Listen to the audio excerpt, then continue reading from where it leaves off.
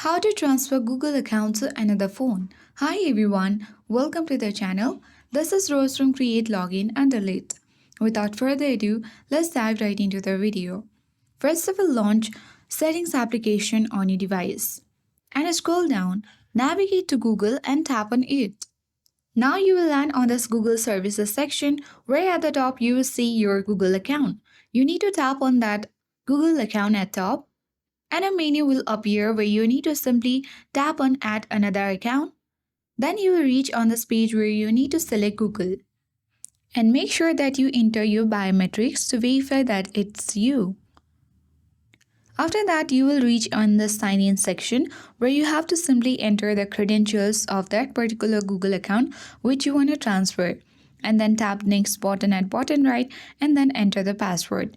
Then you need to log in on this particular device and then you will successfully transfer Google account to another phone on your Android device.